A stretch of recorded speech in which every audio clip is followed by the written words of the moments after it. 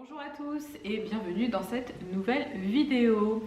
Je voulais vous parler aujourd'hui du café. Par quoi remplacer le café? C'est une question en fait qui revient très régulièrement dans mes accompagnements.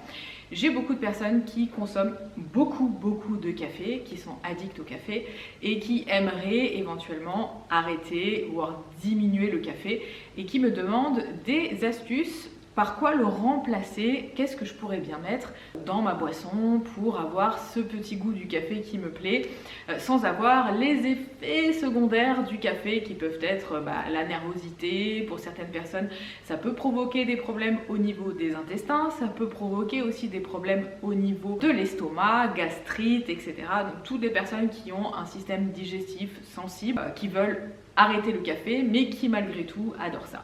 Moi en général, qu'est-ce que je vais conseiller aux personnes qui veulent arrêter ou diminuer le café? Je vais leur conseiller de prendre de la chicorée par exemple. Donc la chicorée, c'est vraiment pour moi une alternative qui est vraiment bonne parce que déjà la chicorée a beaucoup de points positifs. C'est une poudre déjà qui a un petit goût un peu caramélisé, qui ressemble un petit peu au café. Alors j'avoue que les personnes qui vont être adeptes du café, qui vont vraiment adorer le café, vont me dire attends Céline, ça n'a rien à voir, etc. Mais qu'est-ce que c'est que cette matière?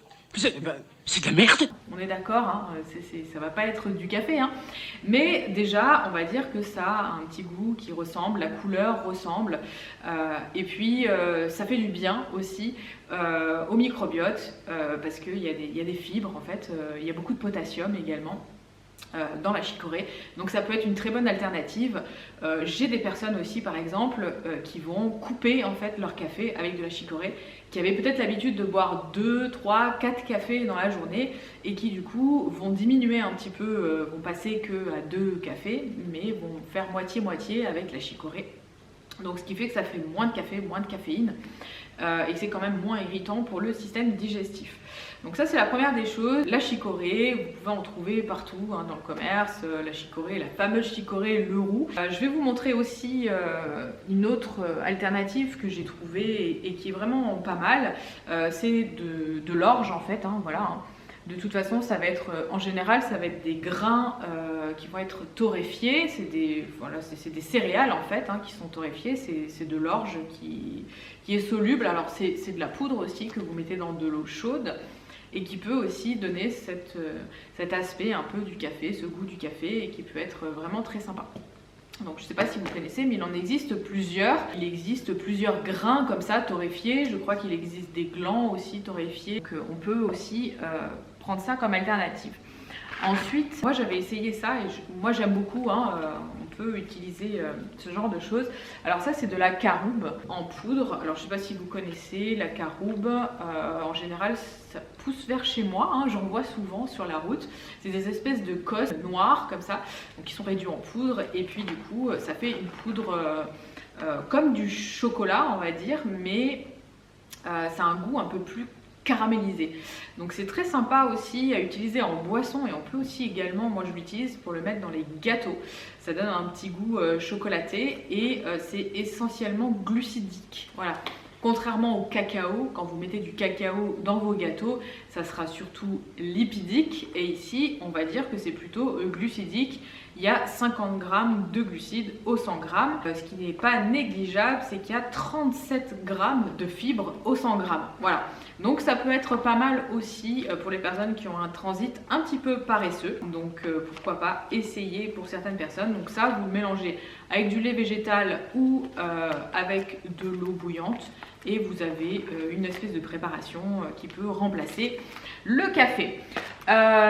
Donc le café peut être remplacé par l'orge, les céréales torréfiées, la caroube, le cacao, voilà. Donc on a un petit peu toutes ces petites alternatives qu'on peut utiliser. Et comme je vous disais au début, si les personnes ne sont pas trop habituées encore à ce genre de boisson, faire au moins moitié-moitié, mettez moitié moins de café que ce que vous mettez d'habitude et mettez de la chicorée avec. Et il existe des mélanges qui s'appellent ricoré où vous avez café chicorée à l'intérieur.